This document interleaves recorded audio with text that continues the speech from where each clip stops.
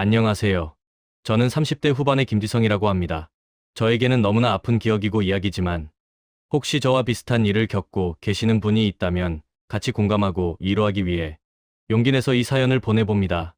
몇 년 전 일입니다. 저는 병원에 누워있는 엄마를 큰형 부부에게 맡기고 지방에서 일을 하고 있었습니다. 2년 전 엄마가 뇌경색으로 쓰러지셨을 때 상황이 급박했습니다. 의사의 말로는 회복될 가능성이 불투명했고 현재도 반신불수 상태로 요양원 같은 병원에 계속 입원하고 계십니다. 저는 지방에 일자리가 있어서 서울에 있을 수 없었고 대신 서울에 자리 잡은 큰형이 엄마를 본인 집 근처로 옮기겠다고 자처했습니다. 당연히 감사했습니다. 아픈 사람을 돌본다는 게 쉬운 일이 아니니까요. 저는 대신 어머니를 1인실에 모시기 위해 돈을 많이 벌 수 있는 지방에서 몸이 부서져라 일했습니다. 처음 몇 개월은 큰형이 정말 잘 챙기는 것 같았습니다. 주말마다 병원을 방문하고 엄마의 상태를 자세히 알려줬습니다. 형수도 따뜻한 사람이었어요. 전화 통화할 때마다 엄마 어제 좋은 드라마 봤다고 하셨어요. 밥 잘 드셨어. 같은 이야기를 전해줬거든요. 저는 정말 고마운 마음뿐이었습니다.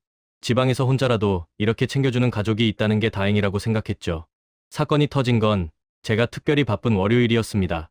회사에서 큰 프로젝트가 있었고 연달아 야근을 했습니다. 아까도 말했다시피 엄마를 편히 모시기 위해 야근은 기본 특근과 연장 근무까지 자처하고 있던 참입니다. 잠이라고 해봐야 3, 4시간, 그나마도 자다 깨다를 반복하는 수준이었어요. 그런 피로가 축적되던 월요일 밤이었습니다. 그날따라 유독 자리에 누우니까 바로 깊은 잠이 들었습니다. 마치 추락하는 것처럼 의식이 검은색으로 물들어갔죠.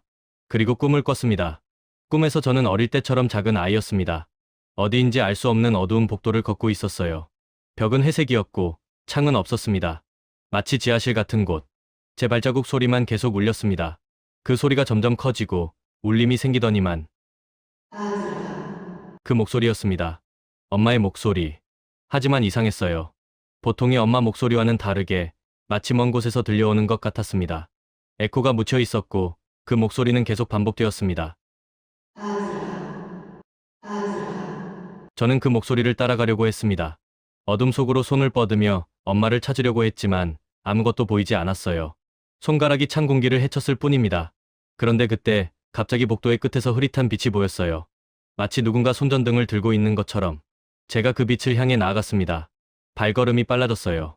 이상하게도 다리가 자유롭지 않았지만 끌려가는 듯한 그런 느낌으로 계속 앞으로 나아갔습니다. 빛이 점점 가까워졌을 때 마침내 제 눈에 뭔가가 들어왔습니다. 병실. 제가 마주친 것은 병실이었습니다. 병원의 그 특유한 냄새, 소독약과 죽음의 냄새가 진동했어요. 천장의 형광등은 깜빡이고 있었습니다. 한 번 켜졌다가 한 번 꺼졌다가 그리고 그 불이 깜빡일 때마다 제 눈에 들어오는 것이 조금씩 달라졌습니다. 불이 켜졌을 때 침대가 보였습니다. 하얀 침대. 그 위에 누워있는 엄마. 불이 꺼졌을 때 다시 어둠. 그리고 어둠 속에서 누군가의 눈이 빛났습니다. 불이 켜졌을 때 침대 옆에 2개의 검은 그림자. 인형처럼 굳은 모습. 불이 꺼졌을 때 다시 그 눈. 하지만 이번엔 더 가까워졌습니다. 엄마의 목소리가 다시 들렸습니다. 하지만 이전과는 달랐어요. 더 이상 부르는 목소리가 아니었습니다. 마치 울부짖는 것 같았고 동시에 애타는 것 같았으며 동시에 간절히 뭔가를 말해주려는 목소리였습니다.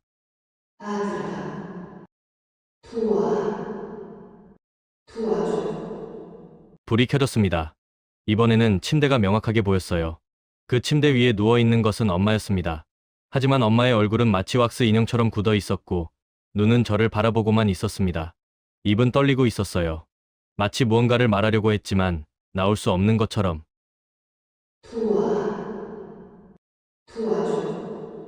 엄마의 입에서 나오는 소리는 여전히 먼 곳에서 울려오는 것 같았습니다. 하지만 분명히 엄마가 저를 부르고 있었어요. 저는 침대 쪽으로 나아갔습니다. 달려가고 싶었지만 다리가 철저히 저항했어요. 마치 물속을 걷는 것처럼 무거웠습니다. 한 발, 한 발 나아갈 때마다 뭔가 저를 잡아당기는 느낌이 있었습니다. 그런데도 저는 앞으로 나아가려고 했습니다. 엄마에게 가야 했거든요. 드디어 침대 옆에 도착했을 때 불이 다시 깜빡였습니다. 불이 꺼졌을 때 제 눈에 들어온 것은 엄마가 아니었습니다.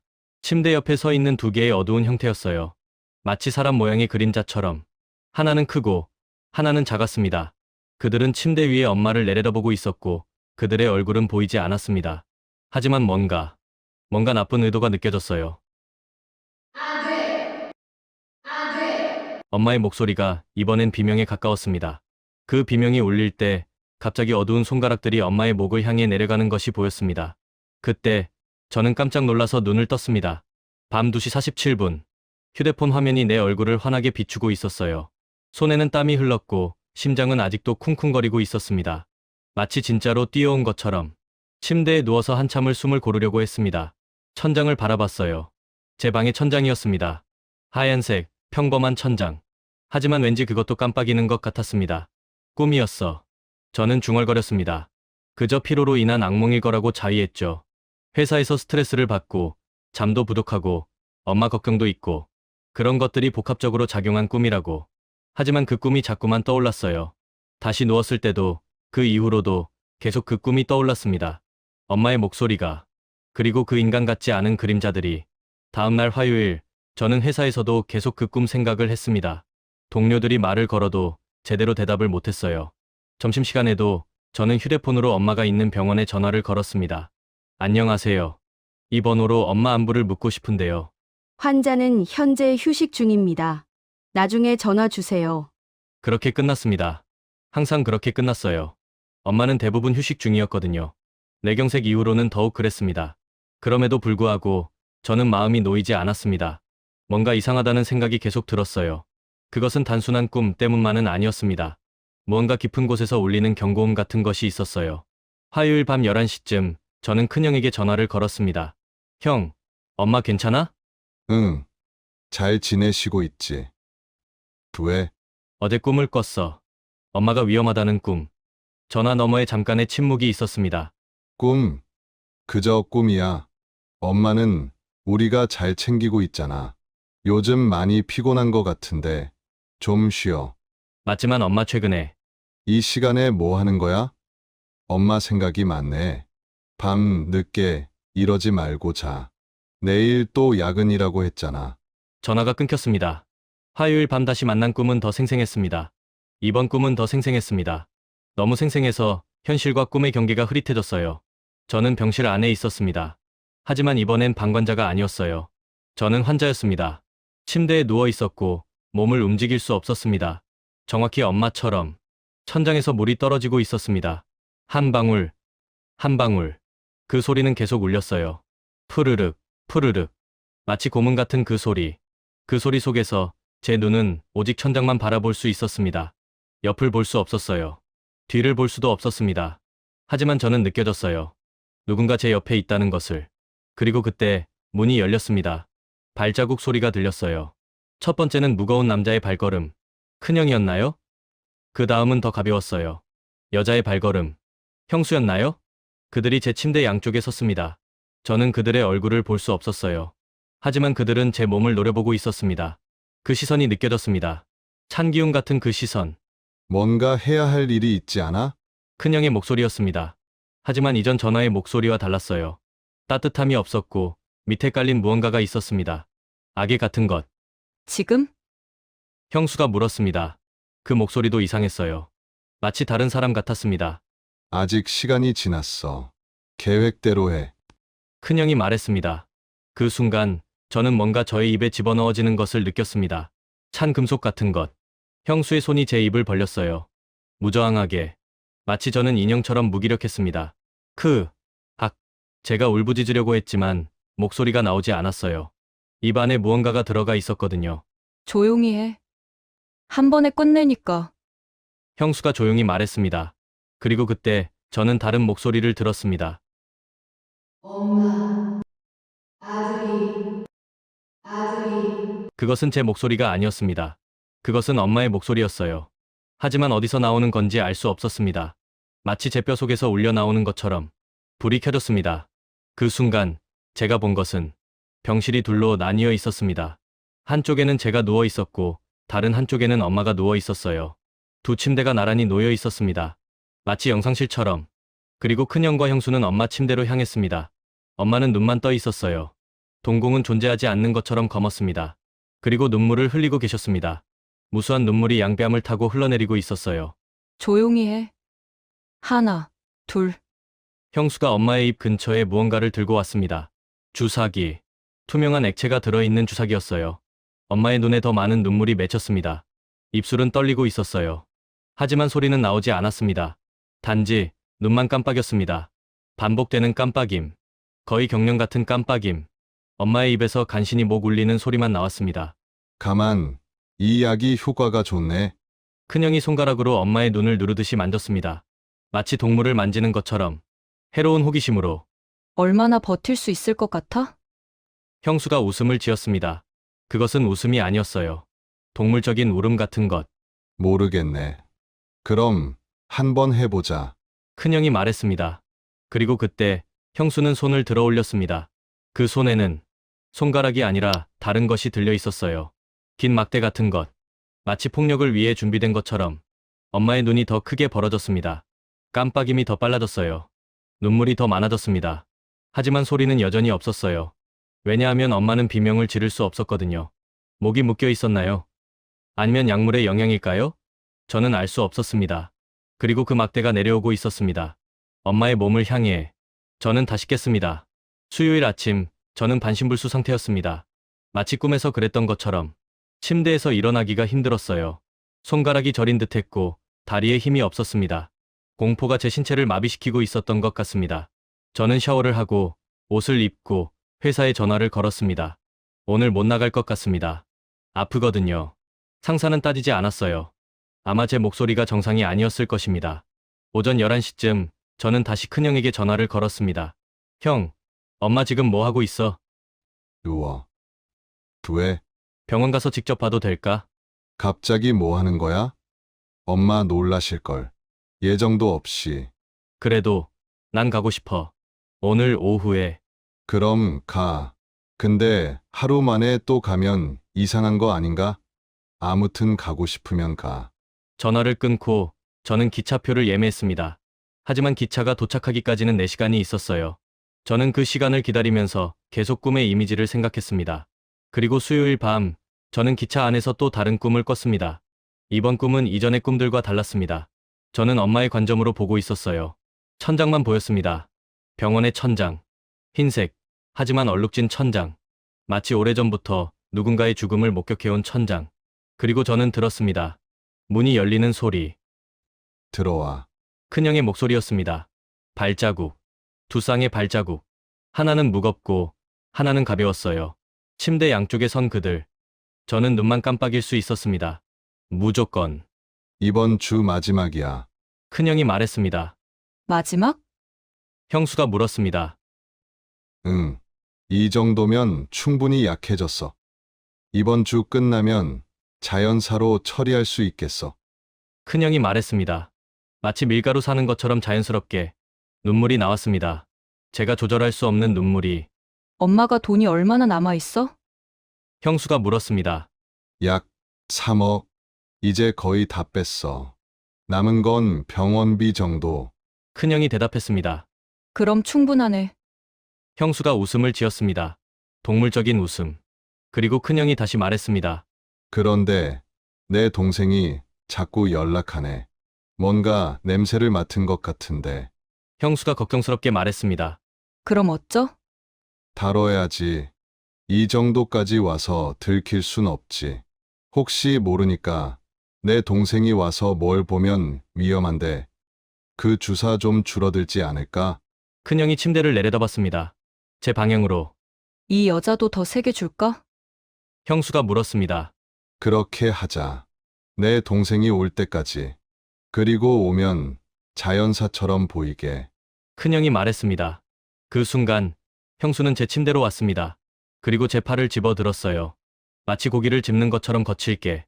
주사 바늘이 제 팔을 뚫었습니다. 차가운 금속의 감각. 그리고 무언가 뜨거운 것이 제 혈관으로 들어왔어요. 마치 용암처럼. 아, 목에서만 소리가 나왔습니다. 눈은 계속 깜빡였어요. 눈물과 함께. 고통스러우면 눈 깜빡해. 너 이미 그렇게 하고 있잖아. 형수가 잔인한 목소리로 말했습니다. 마지막으로 저는 들었습니다. 그 목소리를. 아들의 목소리. 하지만 이번엔 다르게 들렸어요. 마치 정말로 가까워진 것처럼. 마치 더 이상 꿈이 아닌 것처럼. 엄마. 내 목소리가 엄마의 입에서 나왔습니다. 엄마는 이미. 알겠지? 목요일 오전, 저는 병원 근처의 호텔에서 깼습니다. 기차에서 내린 것이 수요일 저녁 10시였어요. 그리고 저는 병원으로 가지 않았습니다. 대신 호텔에 묵기로 했습니다. 왠지 직접 찾아가는 것이 위험할 것 같은 느낌이 들었거든요. 목요일 아침 일찍, 저는 병원에 전화를 걸었습니다. 안녕하세요. 엄마 상태가 괜찮은지 확인하고 싶은데요. 지금은 환자가 투약 시간입니다. 나중에 연락 주세요. 투약 시간. 그 단어가 자꾸만 반복되었습니다. 저는 병원 정문에서 한참을 서 있었어요. 그 사이, 저는 카메라를 구입하기로 결심했습니다. 작은 몸캠. 내 엄마의 병실 천장에 설치할 수 있는 아주 작은 카메라였습니다. 불법이겠지만 지금은 다른 생각을 할 수 없었습니다. 내 엄마의 생명이 위험했거든요. 오후 2시쯤 저는 병원에 들어갔습니다. 병원의 냄새, 소독약, 그리고 뭔가 부패하는 냄새 같은 것. 저는 그 냄새 속으로 들어갔어요. 엄마의 병실은 506호였습니다. 복도를 걸으면서 저는 각 방에 들어오는 사람들을 관찰했습니다. 간호사, 의사, 그리고 가족들. 그 중에서 큰형과 형수는 보이지 않았습니다. 다행이었어요. 506호에 도착했을 때 저는 심호흡을 했습니다. 손잡이를 잡기 전에 한 번 더. 마치 절망적인 깊이로 뛰어내리기 전에 그런 심호흡. 문을 열었을 때 제 심장은 철렁 내려앉았습니다. 엄마는 침대에 누워 있었는데 정말로 오래전부터 누워만 있었던 것 같았어요. 마치 사진 속의 엄마 같았습니다. 얼굴은 창백했고 눈빛은 없었으며 호흡만 겨우 하고 있었죠. 이전에 병원 갔을 때보다 훨씬 더 쇠약해 보였어요. 엄마. 저는 다가갔습니다. 침대 옆에 앉았어요. 엄마의 손을 잡았습니다. 그 손은 차가웠습니다. 마치 살아있는 손이 아닌 것처럼. 엄마. 나야. 아들이야. 저는 속삭였습니다. 엄마의 눈이 조금 움직였어요. 마치 저를 인식한 것처럼. 하지만 더 이상은 아무 반응도 없었습니다. 마치 접촉을 끊은 것처럼. 엄마. 뭔가 이상한 게 없어. 형이랑 형수가 뭔가 한 건 없어? 제가 물었을 때 엄마의 눈이 가파르게 움직였습니다. 마치 경고하는 것처럼. 그리고 그 눈은 침대 옆에 액체 수액 주머니를 향했어요. 안으로 무언가 흐르고 있었습니다. 투명한 액체였어요. 하지만 그것은 평상시의 영양수액이 아닌 것 같았습니다. 저는 의료 기록을 찾기 시작했습니다. 병실 옆 선반에 놓인 차트를 꺼냈어요. 처방약 목록이 있었습니다. 의사의 이름, 약의 이름들. 저는 약들의 이름을 하나하나 읽었습니다. 항혈전제, 혈압약, 혈당약, 모두 정상적인 약들이었습니다. 하지만 그 목록 밑에는 다른 것이 있었어요. 주기적 진정제 담당 의사 미상. 미상? 담당 의사가 미상이라고? 저는 즉시 담당 의사를 찾아갔습니다. 간호사 스테이션에 물어보니 의사는 잠깐 자리에 없다고 했어요. 하지만 제가 차트를 보여주며 그 약에 대해 물었을 때 간호사의 표정이 이상하게 변했습니다. 아, 그건 어떤 가족분이 의사한테 부탁해서 처방받은 약인데. 어떤 가족분이요? 응. 정확히는 기억 안 나는데. 여기 차트를 자주 보시는 분이 있대요. 의료 기록에 접근하는 권한을 가진 분. 간호사가 말했습니다. 혹시 큰형이라고 불리는 사람 아닐까요? 그럴 수도 있겠네요. 간호사의 목소리가 작아졌습니다. 그 순간 저는 모든 것을 알았습니다. 이것은 악몽이 아니었어요. 이것은 현실이었습니다. 저는 병원 지하의 카페에 앉았습니다. 노트북을 켰어요. 그리고 작은 카메라를 꺼냈습니다. 아마존에서 구입했던 초소형 스파이 카메라였습니다. 손가락 크기 정도의 검은 색 렌즈가 달린 것. 이건 불법이 될 수도 있습니다. 하지만 지금은 다른 생각을 할 수 없었어요. 엄마의 생명이 달려 있었거든요. 저는 결정했습니다. 오늘 밤 엄마 병실의 천장에 카메라를 설치하겠다고. 그리고 기다렸습니다. 저는 간호사들이 교대 시간을 맞춰서 엄마의 병실로 들어갔습니다. 저녁 8시, 바쁜 시간. 간단한 핸드폰으로 들어가서 엄마 문제가 있어서 왔어라고 했어요. 아무도 의심하지 않았습니다. 아들이 엄마를 찾아오는 것은 자연스러웠거든요. 엄마의 침대 위, 천장 모서리에 있는 연기 감지기 옆. 저는 조심스럽게 카메라를 설치했습니다. 접착제로 붙이는 식이었어요. 마치 먼지처럼 보이는 작은 카메라. 엄마, 이제 모든 게 기록될 거야. 저는 속삭였습니다. 엄마의 눈이 또 가파르게 움직였어요. 마치 이해한다는 신호. 난 증거를 모으고 형을 잡을 거야. 약속해. 저는 엄마의 손을 잡았습니다. 금요일. 저는 호텔의 작은 방에서 라이브 스트림을 켰습니다. 카메라는 실시간으로 영상을 전송하고 있었어요. 아무것도 일어나지 않았습니다. 간호사들만 드나들었죠. 아침 검진, 정오의 투약, 오후의 활력 징후 측정. 금요일 밤 9시쯤 저는 들었습니다. 문이 열리는 소리. 카메라가 캡처한 것은 큰형과 형수였어요. 그들은 웃고 있었습니다. 친절한 표정으로. 마치 효성 있는 자식이 엄마를 찾아온 것처럼. 엄마, 우리 왔어. 형수가 목소리를 낮춰서 말했습니다. 마치 누군가 듣고 있을 것처럼. 오늘은 제일 센 거 줄까? 내 동생이 곧 올 것 같은데. 그 전에 좀 더 약해 보이게 해야 할 것 같아. 큰형이 말했습니다. 형수는 작은 가방을 꺼냈어요. 그 안에서 여러 개의 주사기가 나왔습니다. 각기 다른 색의 액체가 들어 있었어요. 이건 형수가 물었습니다. 새로운 약. 의사 친구가 줬어. 이거 맞으면 뇌사 상태처럼 보인대. 자연사로 처리하기 좋겠지. 큰형이 대답했습니다. 그리고 그들이 엄마에게 접근했습니다. 조용히 해, 엄마. 형수가 엄마의 입을 벌렸습니다. 마치 개의 입을 여는 것처럼 거칠게. 엄마의 목에서만 울음이 났습니다. 눈은 떨리고 있었어요. 가파르게, 무의식적으로. 아직도 의식이 있네. 진짜 강하네. 이 여자. 큰형이 웃음을 지었습니다. 그 웃음은 악마 같았어요. 형수는 첫 번째 주사를 엄마의 입에 주입했습니다. 엄마의 얼굴이 순간적으로 경직되었어요. 그리고 그때 큰형이 엄마의 얼굴을 때렸습니다. 조용히 해. 소리 내지 마. 한 번, 두 번, 세 번. 엄마의 머리가 침대 위에서 흔들렸습니다. 하지만 목소리는 나오지 않았어요. 단지 눈물만 흘러내렸습니다. 끝없는 눈물. 무자비한 눈물. 이제 좋게? 큰형이 형수에게 물었습니다. 응. 이 정도면 자연사처럼 보일 거야. 형수가 대답했습니다. 그리고 그들은 떠났습니다. 마치 아무것도 아닌 일을 하고 온 것처럼. 저는 그 영상을 계속 켜놓고 있었어요. 마우스 클릭 한 번으로 영상이 저장되었습니다. 증거로. 토요일과 일요일도 같은 일이 반복되었습니다. 토요일 밤, 큰형은 엄마의 다리를 걷어차며 움직이지 말라고 말했어요. 엄마의 다리는 이미 반응할 수 없었지만 그들은 계속 폭력을 가했습니다. 마치 이미 죽은 것을 확인하려는 것처럼. 일요일 밤, 형수는 엄마의 얼굴 위에 베개를 얹었습니다. 몇 초간, 엄마의 눈이 미친 듯이 깜빡였어요. 하지만 목소리는 여전히 나오지 않았습니다. 이 정도면 이번 주 끝나고 자연사로 처리할 수 있겠지? 형수가 물었을 때 큰형은 웃음을 지었습니다. 응. 내 동생도 이제 의심이 줄어들 거야. 이 상태 보면, 그럼 다음 주부터는 좀 더 느리게 진행하자. 그리고 그리고 내 동생도 같은 방법으로 처리해야 할 것 같아. 큰형이 말했습니다. 그 말을 듣고 저희 피가 얼었습니다. 월요일 아침 6시, 저는 경찰에 신고했습니다. 서울에서 지방으로 경찰이 올 수 없었으므로 저는 지방경찰청에 직접 전화를 걸었어요. 지금 제 엄마를 학대하고 독약을 투여하고 있는 사람들의 증거 영상이 있습니다. 경찰은 처음엔 반신반의했어요. 하지만 제가 영상의 일부를 보여주기 시작했을 때 그들의 태도가 급격히 바뀌었습니다. 즉시 수사를 시작하겠습니다. 경찰의 목소리가 단호해졌어요. 오전 11시 경찰이 병원에 도착했습니다. 그들은 먼저 엄마의 상태를 확인했어요. 의료진들은 놀라 자빠졌습니다. 엄마의 신체에 있는 보이지 않는 상처들, 독극물의 흔적, 모두가 증거가 되었습니다. 경찰은 즉시 큰형을 소환했습니다. 그리고 형수도. 오후 2시쯤 저는 경찰서에 도착했습니다. 조사실에서 저는 경찰에게 모든 것을 말했습니다. 꿈들, 직감, 그리고 영상들. 경찰은 영상을 처음부터 끝까지 봤어요. 그 과정에서 조사관의 얼굴이 계속 굳어갔습니다. 마치 악의 정의를 눈으로 보고 있는 것처럼. 그리고 큰형과 형수의 조사가 시작되었습니다. 처음엔 둘 다 부인했어요. 우린 엄마를 사랑했습니다. 뭐가 필요한 거든 해줬습니다. 큰형이 말했습니다.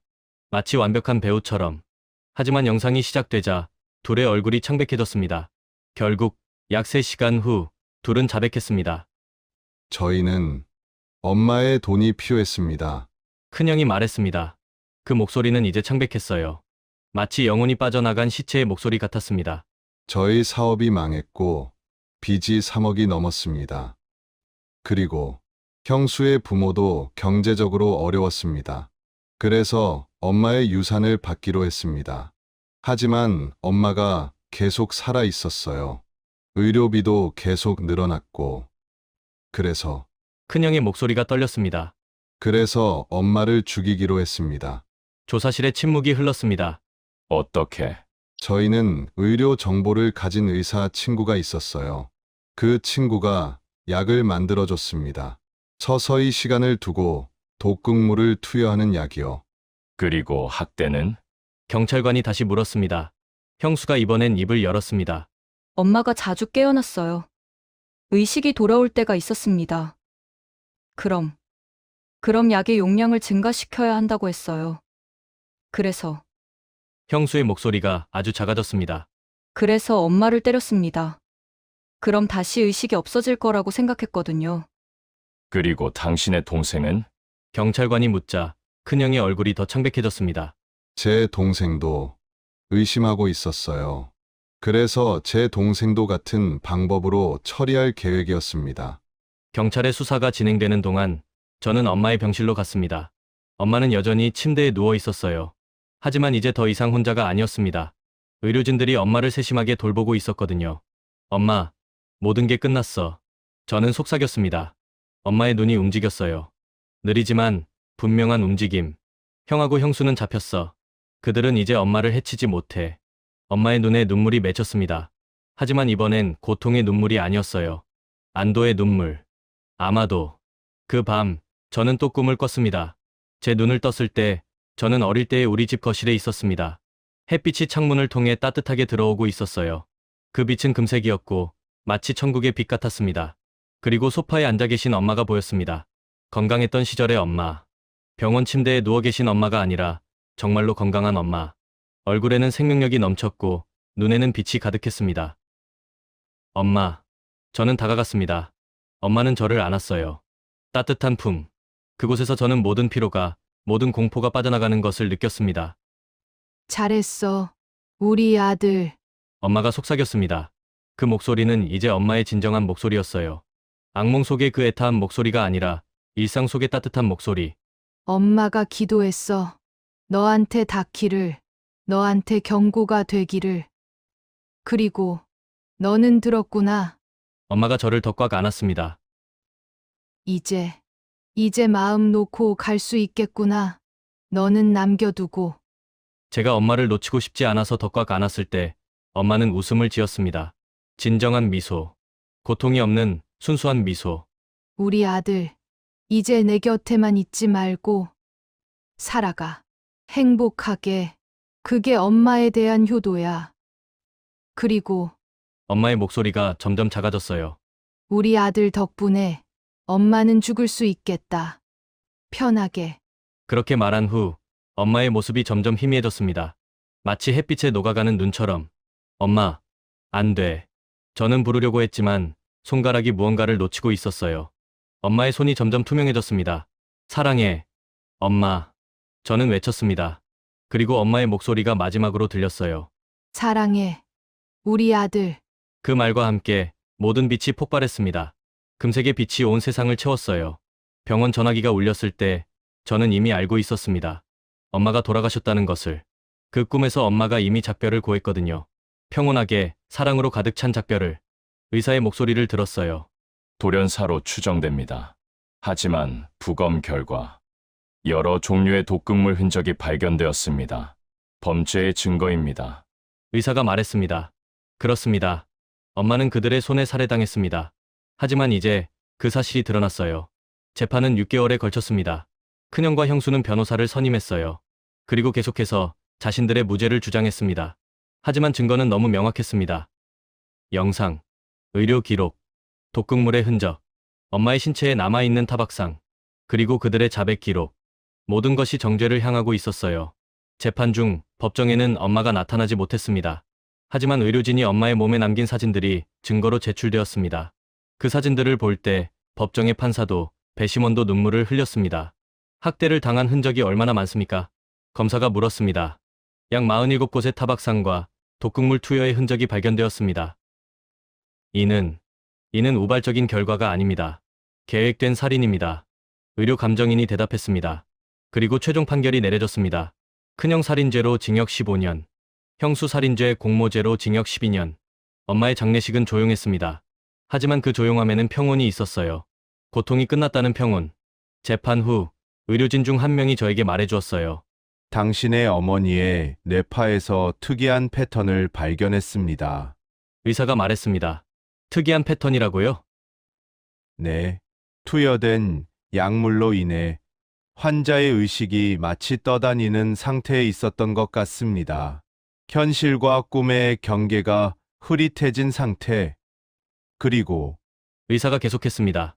혈연 관계가 있는 사람, 특히 깊은 심리적 유대가 있는 사람이 있다면 그 영향이 전달될 수 있다는 것을 알고 있습니까? 저는 고개를 저었습니다. 모성의 유대, 때로는 생물학적 신호를 넘어선 무언가가 있습니다. 특히 극도의 고통 속에서는 더욱 그렇습니다. 당신이 경험했던 꿈들은 아마도 당신의 어머니의 절규였을 겁니다. 의사가 말했습니다. 지금 저는 엄마의 사진 앞에 앉아 있습니다. 건강했던 시절의 엄마, 웃음이 찬연했던 시절의 엄마. 그리고 저는 생각합니다.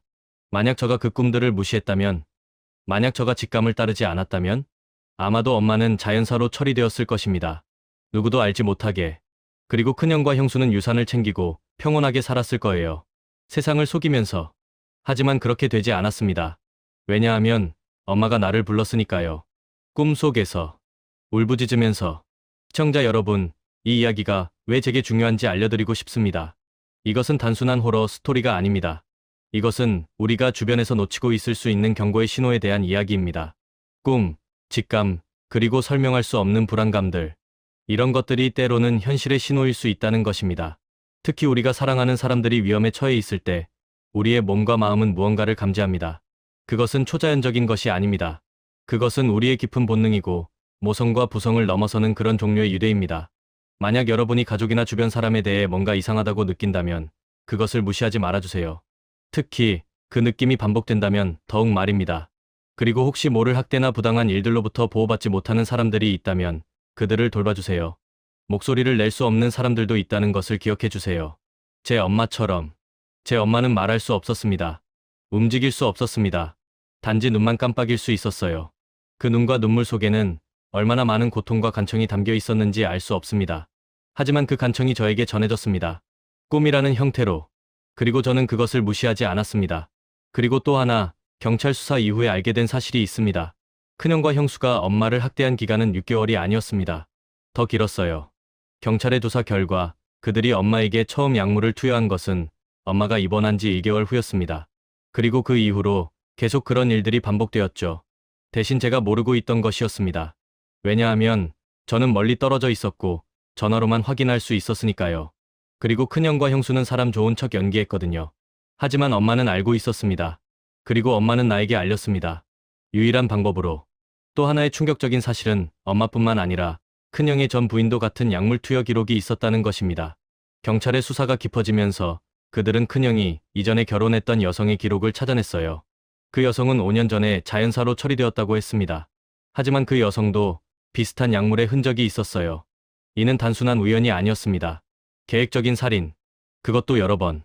경찰은 추가적인 기소를 준비하고 있습니다. 지금 저는 엄마를 생각합니다. 만약 엄마가 그 꿈을 통해 나에게 도움을 청하지 않았다면, 만약 내가 그 직감을 무시했다면 엄마의 죽음은 영원히 미스터리로 남았을 것입니다. 그리고 큰형과 형수는 다음 피해자를 찾았을 겁니다. 하지만 이제 그들은 감옥에 있습니다. 그들이 할 수 있는 일은 없습니다. 엄마, 난 했어. 약속대로. 그리고 한 가지 더. 엄마의 꿈은 제 꿈이기도 했습니다. 우리는 흩어져 있었지만 우리는 연결되어 있었어요. 그 연결은 끊을 수 없는 것이었습니다. 그 연결 때문에 엄마의 고통이 제게 전해졌습니다. 그 연결 때문에 제가 움직였습니다. 그 연결 때문에 정의가 이루어졌습니다. 엄마, 사랑합니다. 그리고 하늘에서 편히 쉬고 계시길 바랍니다.